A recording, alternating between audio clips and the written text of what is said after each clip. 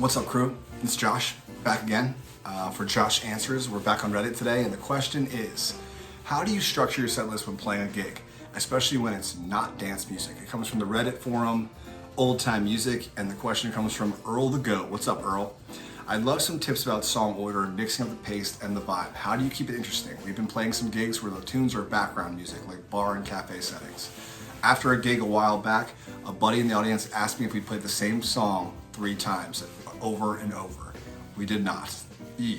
I took that as a sign that we could bring some more variation. All right, cool. Well, when you're thinking about learning new songs and when you're primarily playing covers, you want to think about, as much as I can, I try to put myself in the mental state of a show. And you know those shows where you're playing a song and you finish performing and you're on to the next thing, you're like, God, I wish I had a song like that.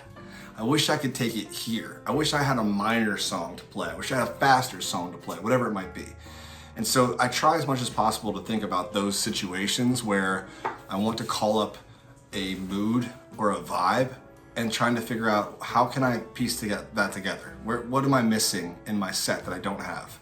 I don't have a punk rock song. Let me bust out some Ramones. I don't have a slow song. Let me do something unexpected like Goo Goo Dolls. I don't know. I don't play Goo Goo Dolls. The point I'm trying to make is you want to try to create a range that you can fill in, because what you don't know ever is who's going to be in the crowd. And what I try to do is have something for everybody. It's my goal, at least. Always songs that I love, but trying to figure out like where they might fit on that spectrum of music. And so the other thing that I would be thinking about would be, sonic variation of your show. If you're playing 3 sets and they're about 15 songs, you don't want that just to be steady ramp up, ramp up, ramp up, ramp up, ramp up, ramp up. You want to kind of like duck, dive, get into it, get into a vibe, bring it back up, get loud, get soft. And that variation can also guide you for what songs might fit that pieces of the puzzle. It's great to have a really loud rockin' song and then, follow it up with something where everyone kind of leans in because you're playing softer.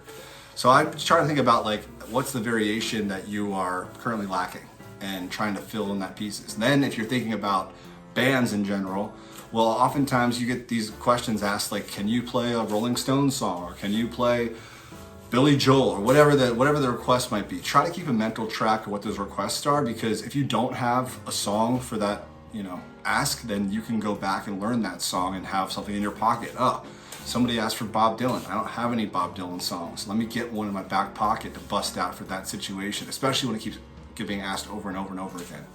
And so I guess when it comes to playing a show where it's background music, my point there would be more like, yeah, if you are playing music and it really is to try to just create a vibe in the spot, make sure that as you're playing, you're also listening yourself. If this person reacted to this as saying these 3 songs sounded the same, then they're like basically feeling there's no variation at all.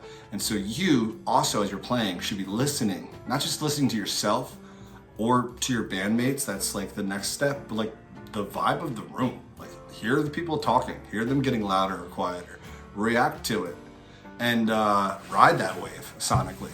So yeah, I think variation obviously is a key to having an enjoyable set, not just for the crowd to kind of stay tuned into what's happening, but also for you to feel like you're kind of switching it up. And so the first thing I'd be thinking about would be like, 1, how are you not noticing it and the audience is? That just tells me you need to be listening more to the sonic variation yourself. But 2, go with that. When you get feedback like that from an audience, it's so easy to be quick to judge that and be like, nah, what are you talking about? But a lot of times those people that are so inclined to come talk to you and tell you those things are the ones that are most passionate about your music. So oftentimes they have great nuggets of information. So I try to use that as much as you can. Let me know if this is helpful. If you have other questions, my name is Josh. I play music 20 years now, all over the place. Drop a comment below or find me on Reddit. Later.